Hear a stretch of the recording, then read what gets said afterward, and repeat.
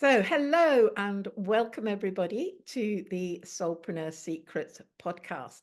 And today I am absolutely delighted to introduce you to London Wolfe. Now, London and I met really recently through LinkedIn, and we just went ding, like that. And we had a really brief chat with each other. London lives near San Francisco, and she is a business and career alignment strategist. But what we decided that we would talk about in this podcast was her system of spiritual learning. Is that how you'd put it, London? Yes, I just call it spiritual learning styles, but it is a system. That's Absolutely. great. Off you go. Do tell us about it. Okay, so I kind of got to give you like a backstory. Thank you for a wonderful intro as well. It was really, really divine how we met. Like, I want to give a little background on that to our Yeah, audience. So, do.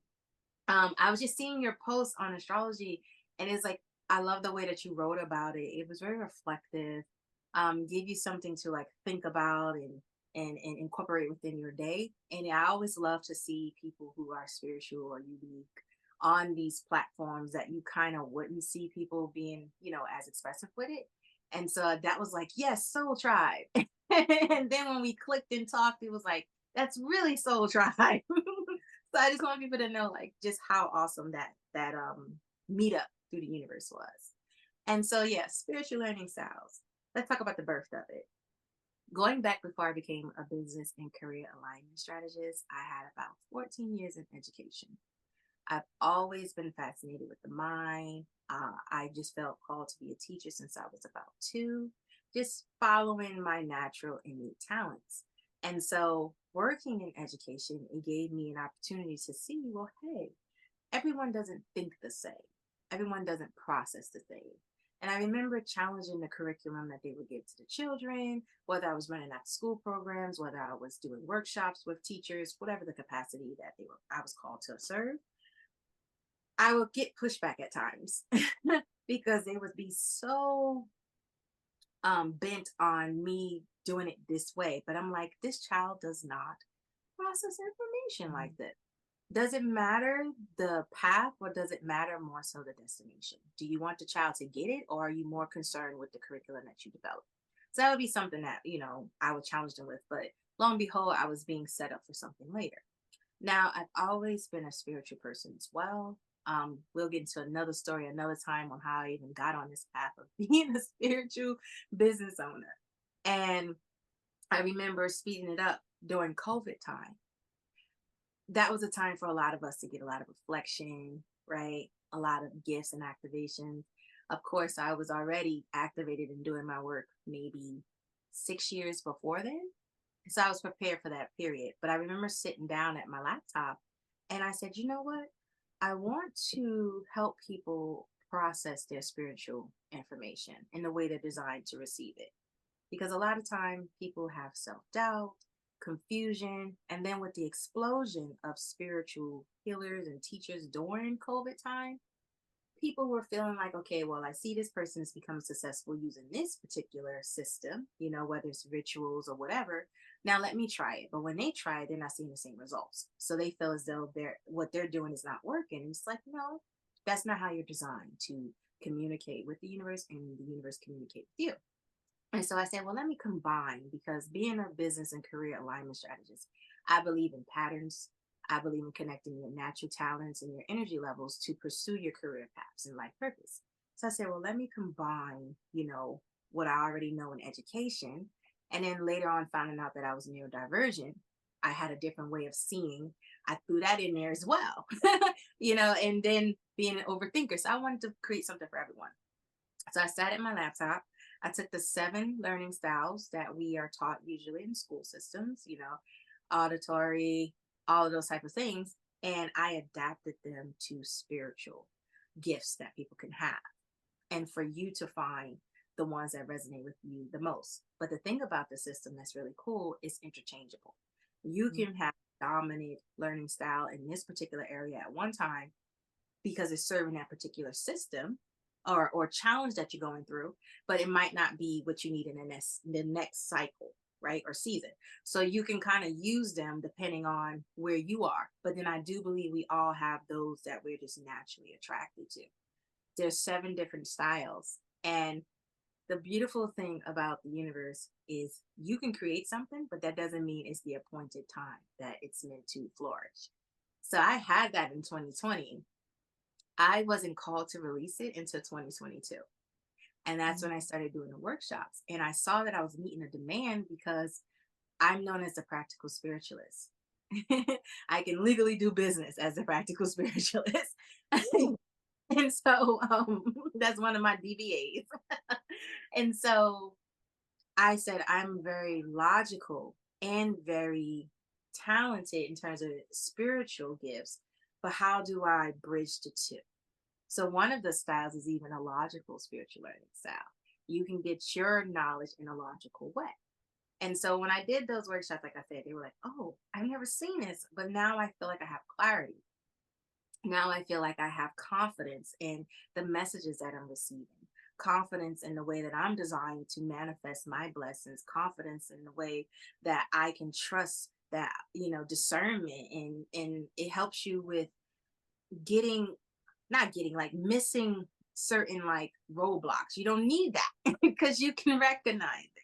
You don't have to do this lesson here because you know what you're supposed to do. So I know there's many different systems out here and different methods for people to uh figure out how they're designed, but this was one that I wanted to create that felt like it would be helpful to not just people who are really deep in spirituality, but people who are newbies and trying to figure it out. So can you share with us what these 7 different things are? So I'll share the top 3 that I love. Okay. So one of my favorite is kinesthetic, Okay. the style. That's a hands-on learning. And so when I think of kinesthetic spiritual styles, I think of people who like to do hands-on things. So maybe you're into rituals, you know, Right. maybe you're into moving your body, dancing, anything that puts you in the flow where you're using your hands and things as such. That's your way of communicating. You could be using that to clear energy, right? So it helps you also identify your gifts within that. I also love, like I said, the logical learning style. Maybe you get your messages through reading information.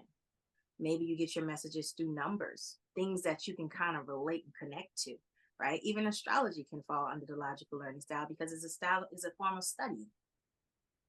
You're processing it. So everyone has kind of like a place within that.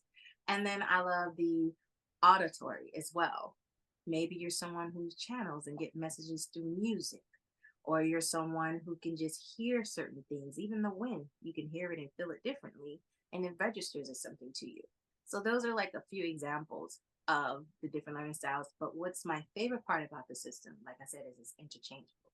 So one aspect is how you communicate with the universe or with your higher self or your intuition, whatever you want to call it, may be different than how the answer comes to Okay, yeah. you.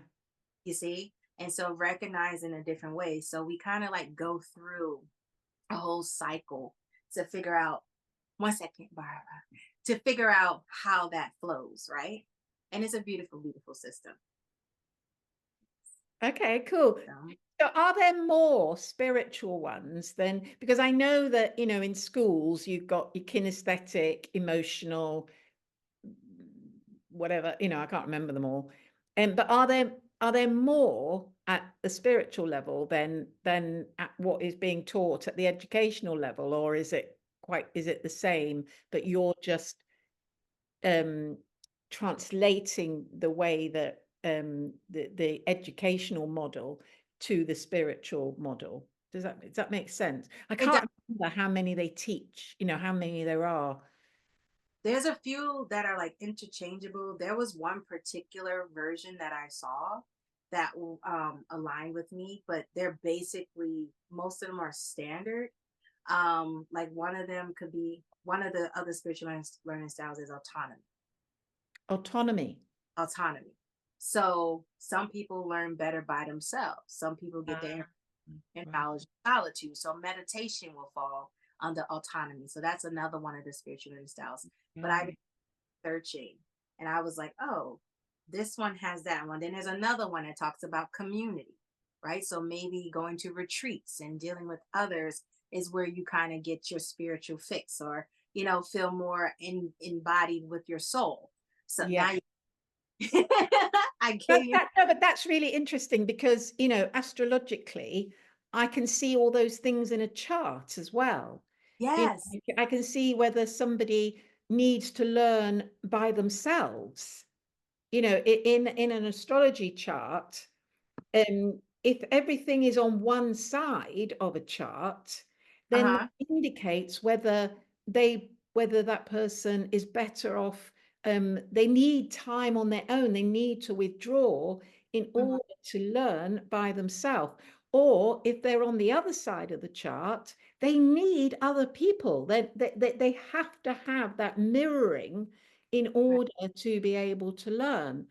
And equally, if they're up in the top of the chart, then yeah, they're going to learn by thinking about it. That's very mental. Whereas if they're in the bottom of the chart, then it's much more unconscious. It's much more instinctual, the way that they would learn. And I love that. I'm fascinated naturally with systems. And like I said, how people are designed. And so Yeah. it's like that you have that relationship with something that allows you to see the bigger perspective in someone's life, potential challenges and things of that nature, right? And I love astrology as well. I would feel you're more well versed in that area in depth, but I have a good amount of knowledge and I use it as well, because I feel like, to me, a lot of times, let's have this conversation. We're going there.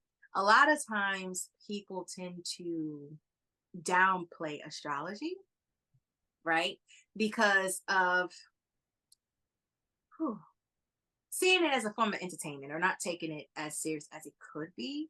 Because people, on social media can generalize it and say, oh, cancer's like that, or oh, you're this and this and this and this. And it's like it kind of can turn people off. But for those who actually see it as a tool, to me, it helps with psychological understanding within a person, like how you're wired. With, it's like, oh, I get why you responded that way. I get why you choose that path. I get why you can't stay in one place too long. I get why you're having this and that and that. And so I like to use those tools, as well as understanding your childhood background, like, different things you pull out to help you process people. And I love that there's others who are still authentic out here, who can carry that torch and show you and bring back the dignity that comes with the spiritual path. Because I don't know about you, I've noticed over the last couple of years, it's been an explosion, which I love, for people who are awakening, but it also been an explosion as become more mainstream, where people are also taking advantage of it and misusing it. And that's like, no, we don't want to do that, but we can't help it, right? With anything, there's always going to be those who, try to take advantage of people with it. But for me and you, I would say as well, we are genuine people, genuine souls who really value the impact that we have in other people's lives. And I would advocate, especially during the COVID time, I also came up with PTSI, post traumatic stress intuition. And yeah, I was busy. And that one was to teach people who are newly into channeling for the collective how to differentiate between a message for them, a message for others, and triggers. Because there was a lot of fear-based messages which I was picking up on, that was putting out there, because a lot of people feel pressure when you get a certain amount of following, certain amount of influence, and people are know you for being that light. You can feel pressured. But if you're in a space where you're also getting through your own darkness or going through your own challenges, this might not be the right time. So understanding when it's the right time, and how the biggest part, differentiate between what is truth and what is fear. And I just feel like if we are going to do what we do, we need to be as equipped as possible, especially if we're called in positions to have impact in other people's lives. Yeah. So if somebody was to come to you to look about their spiritual learning styles, how where would you start? How would you start off sort of like helping someone with that? Looking for their spiritual learning. So first, I would ask them a series of questions. I believe in, I have, baseline questions. And some of them would be like, how do they view spirituality? As well as if they are also using any particular tools. What do they observe happens when they do certain things? It's just a series of questions to give me an idea of where they are because I'm very good at blind spots. That's one of my gifts. I'm good at seeing blind spots. But I also believe in grounding your spirituality into reality because it's all good up here. A lot of people get caught up here, right? And it feels good, but how can we take it from here and bring it here? So as above, so below, right? And so that's where not only do we figure out your spiritual learning styles, we figure out how are you showing up in the world, in your career, in your family, whatever. Where can we plug in this new knowledge? And not only where can we plug it in, being a strategist, now I'm going to show you tools based off of how you are designed. Based off of how you are designed, we're going to show you tools so that you can implement and get the changes you want. Fascinating. I think that's so interesting, about people having different spiritual styles. Because, when you started talking about the kinesthetic and you said dancing, you see, I'm a dancer. I've always been a dancer. And for me, when I dance, especially if I get some really good drumming, I can't wait to find some good buskers in San Francisco and to dance some good buskers. I'm excited for you. Um, it's when I get into dancing, I'm known for just going off somewhere else, and I mean, I hesitate to use the term light language because some people don't know what it means, and for other people, it's like, but I feel like I'm translating a language when I'm dancing. That's how it feels when I'm dancing. And I also really get that through color. Mm. It's like I love color. And and I make a lot of my, I made this hat, and for me it's like that there's something about this color red. It just gets to me. And I immediately am transported into a different type of awareness Mhm. Mhm. when I'm wearing color. And so and I love to sew. And it's like when I'm sewing, I don't have a plan or a pattern or anything. I just allow it to grow, to form itself. Does that make sense? It does. It Yeah. does. Um, so yeah, but I'd never thought about the sewing really as a sort of spiritual thing. But now that you're talking, I'm It like, is. it is. It is. Yeah. I, And so many people are very artistic and very creative, and it's all channeled, isn't it? And and that is a very valid way of expressing your spirituality. and it's to me when I think of spirituality, I think of because I feel like I said there's a lot of things that's the same that people just put different names on based on again how you design. And so if saying spiritual doesn't feel comfortable to you, saying intentional living does. Which Intentional living. Oh, intentional lovely. spiritual. The Yeah. spirituality bigger picture of being very in present with what you're doing. That's intentional living, right? And so when you are being creative, you are in the flow. Yes. Take your hands off of things, as we say, and you just let things manifest Yes. because there's no resistance in your vibration. So do you think that when people get into their particular learning style with spirituality, that one of the key things that then they are going to experience is flow? Yes, it's more, Right. but it is also um, more awareness when you're having challenges as well, because that's when it matters a lot, right? For us, we're in the flow, it can be very easy. No, there's no resistance. But being able to recognize signs and synchronicities based on the bigger picture of your challenges, when you're having those moments where you're doubting yourself, it helps you through those as well. You're confident. I can still see the silver lining through everything. Yeah, yeah, yeah, yeah, yeah. Because that thing about flow, for me, that is so important. Mhm. And I do a lot of work. Well, not a lot of work, but I'm a real believer in not using clock time.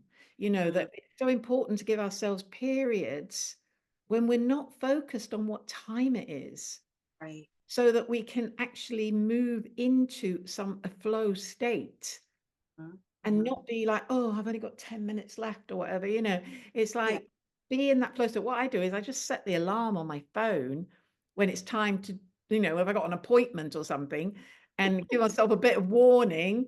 It's like my phone went off half an hour before this, and it was like, "Oh, okay, now I need to get my head into gear for putting my laptop on and da da da da. And but up until that point, I didn't have to think about it. I could Mhm. just get into flow with being in the moment, being in the present. Right, right. And that's something that we strive for, right? And even just allotting yourself that time is important because something that I find now, if we're talking about career and business based people who are Oh, spiritual, yeah, go on. um, that pressure to always perform, that pressure to always be like you're not tired and all of that stuff. Like that's something that we need to remove. And I love that you block out time periods for yourself. I mean, similar in a sense of when I know I have something to do, then I will, like you, have my reminder or have my appointments. Because other than that, I'm just in this space of creation and just getting things done. Mm. The inner child is highly, highly, highly important on this journey because that's the space of curiosity. Some people didn't get that because of, maybe childhood trauma and such, but it's time now where you can reclaim it. And you can reclaim it through choosing paths in your career that align with you, where you can take your natural talents, you can take your energy levels, and you can choose a path that's in alignment with you. It's not Mm.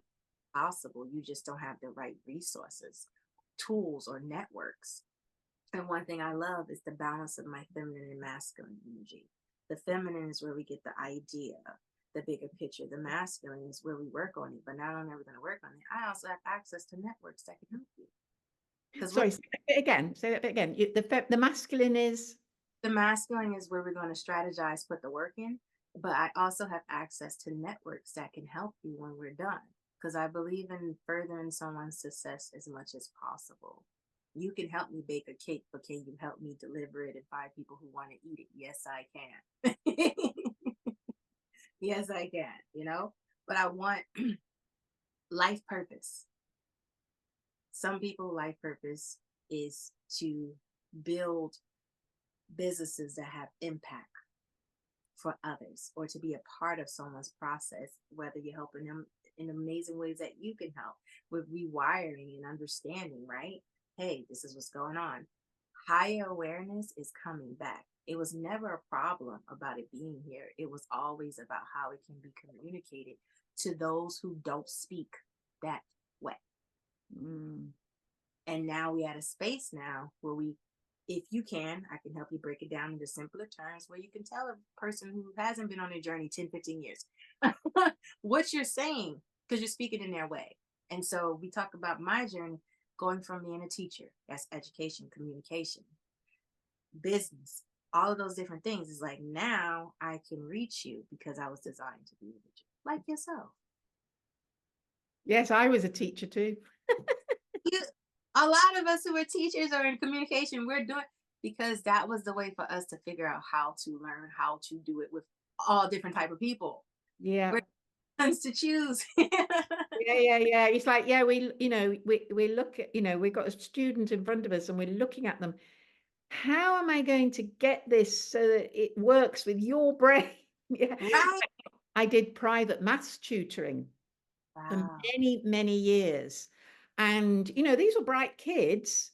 They just weren't getting the maths, and they just weren't seeing it, the patterns. And so I used to say to them, what's your favorite puzzle? What puzzle do you love to use? And, it didn't matter what it was. They go, oh, whatever it was, jigsaw puzzle. I say, okay, so I want you to feel what that feels like to do a puzzle. And now Yeah. you're going to take that feeling and you're going to put it onto this maths because it's just a puzzle. I love it. I love it. I love it. I love it. But you found a way to reach them. And that's the goal. Yeah.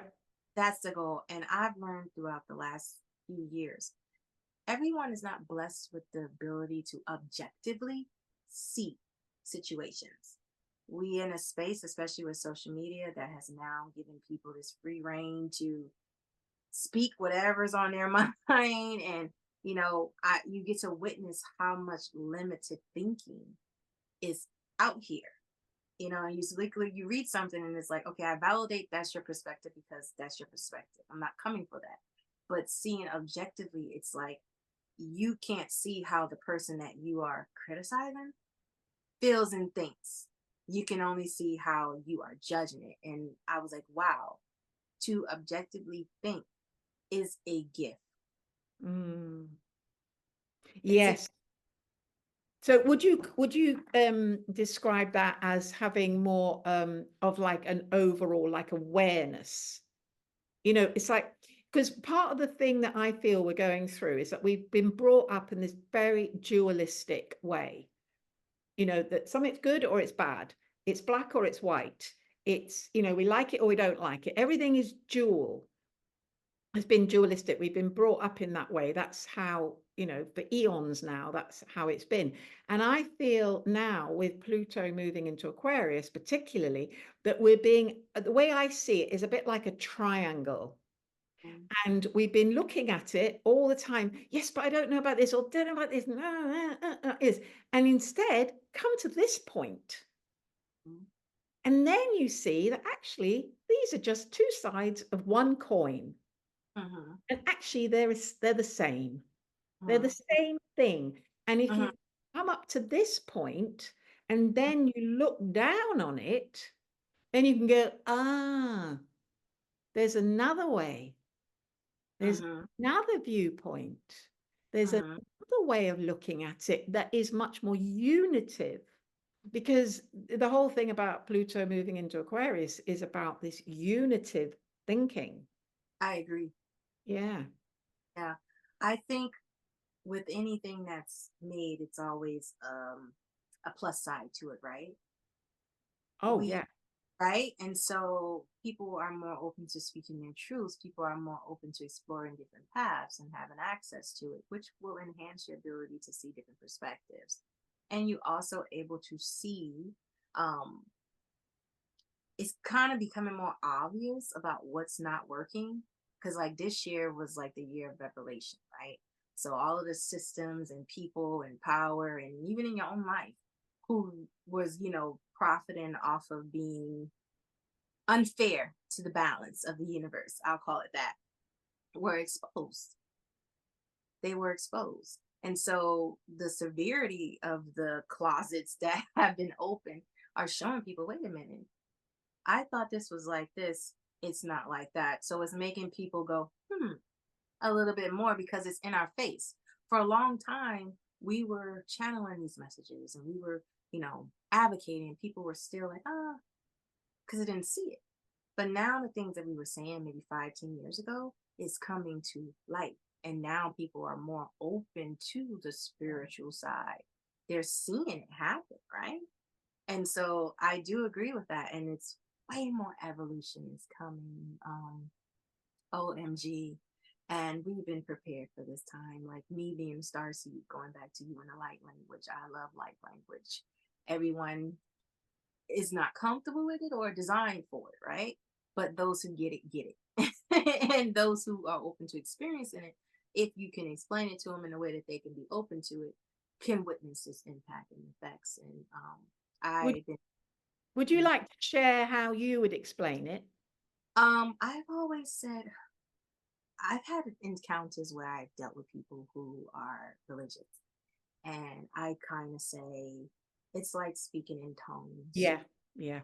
Go to church, but I just say it's like a vibration of the soul. It's a language of the Mm. soul, and you can use it in different capacities. And if you don't feel anything when you're hearing it, then don't try to force it to happen. But there are people who do choose to speak this, and it makes them feel alive, and it makes them feel connected.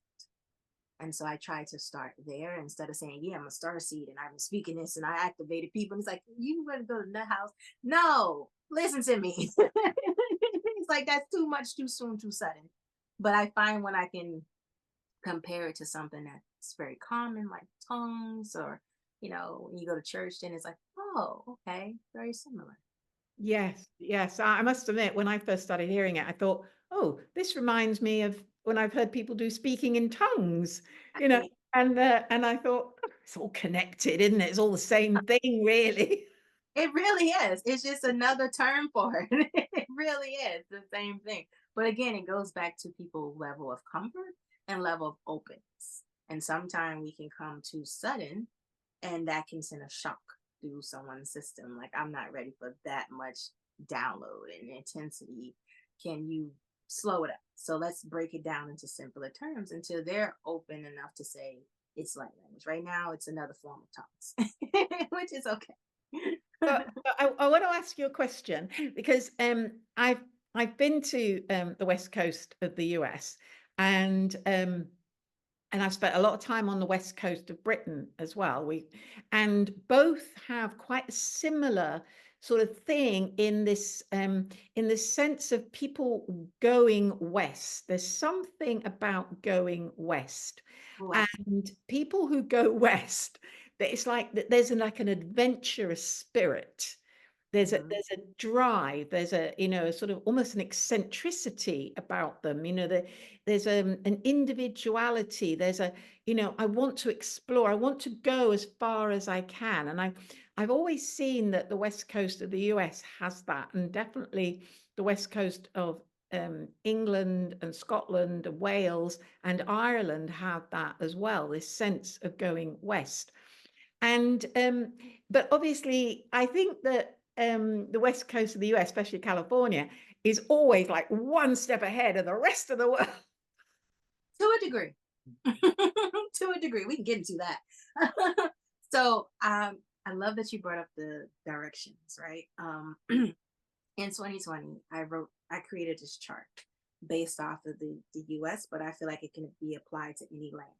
And so the East Coast is masculine. That's equivalent to the right. The West Coast is feminine. That's, the left. Okay. On the East Coast with the more masculine, that's more logic. So that's more head. Mm. I'm even going to go higher chakra, head, awakening, thinking. The West Coast is more creative and flowing. I'm going to go lower chakras, right? So that's why I feel people are more called to that area because it has more feminine energy. It's more of an activation, expansiveness outwardly. The East can be more so seen because look at the different seasons that you also have on the East Coast that kind of puts you in the house. On the West Coast, you kind of can go out all year. Yeah, in the Bay Area, we have rainy season and that kind of puts you down, but it is not the same as going through a blizzard. It doesn't, when you come on the West, it doesn't say stay in. It says go out, be flowy, creative. And then you also have the climate to match that, right? The palm trees, the sunny, the landscape, all of that screams creativity. I'm not saying that all landscapes are like that, but to me, that's a theory when it comes to like the West Coast being more of that expansive and create out creativity, and then the East Coast being more inward or more logical minded. And then I Mm. kind of like broke it down between like, you have the Northeast, the Southeast, the midpoint. I wish I kept that paper, but I still got the system in my head and I kind of like use it. Um, when I was a child, and then, yeah, when I was a child, I was called to California. Mm. I had no experience, no relatives, no nothing.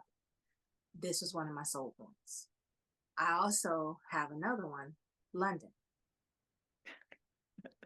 Those are my two soul points. I have few in between, but those are two destiny points that I have to experience. And so I was already meant to come this way. I have found that there's a lot of, as much as there's a lot of expansiveness, California also is so huge, right? It's so So huge. what? It's so huge. Right. It takes up the West Coast. Like you don't, if you're on the East Coast, you have to travel. You go to another state. on the West Coast, if you're in California, you just can travel to another part of California, right? And still be within a state. And so sometimes people,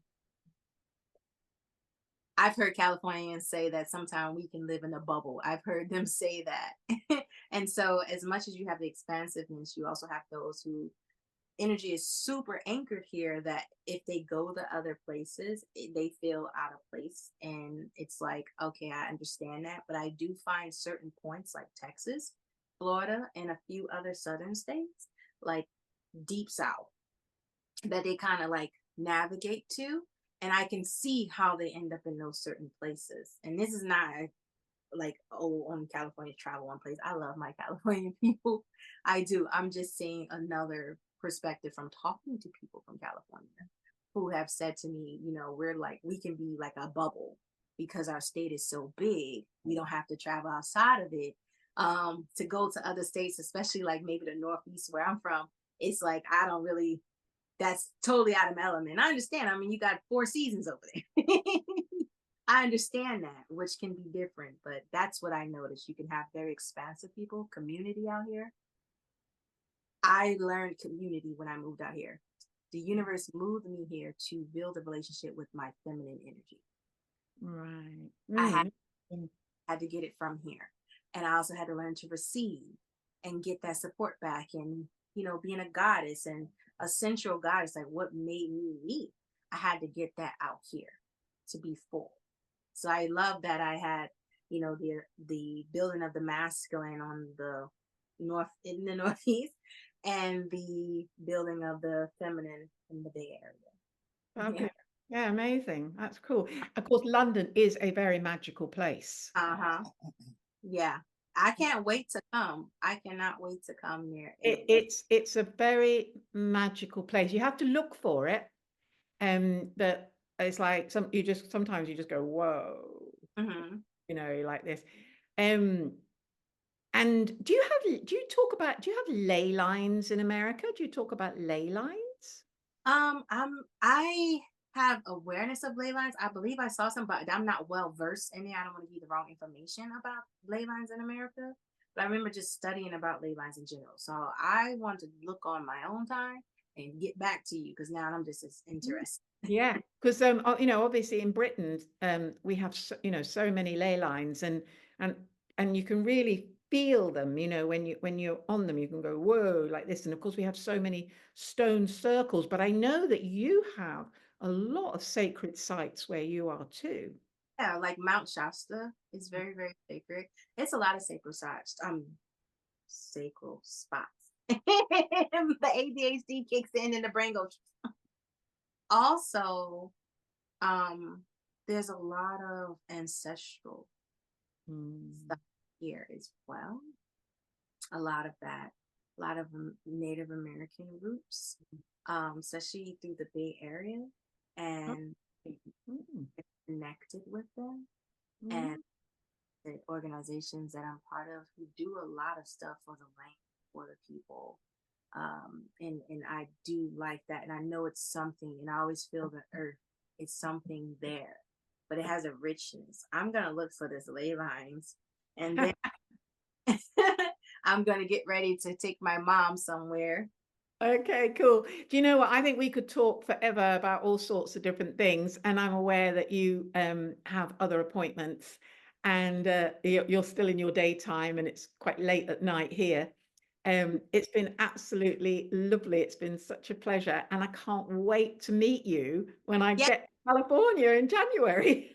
I'm so excited about that. I am very, very, very excited about that. And like you said, I enjoyed this. It was beautiful, and we could chat forever. I hope whoever in the audience is listening to this, like something was an aha, and just to witness two souls just have a beautiful conversation. All this Yeah. was And where would people, if people wanted to connect with you to find out about their spiritual learning styles, or even, their career and alignment strategies or whatever, where would they find, where's the best place to find you?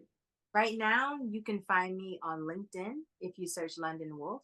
My website will be up again. I'm revamping it, but that will be wolfhealing.com, WOLFE healing.com.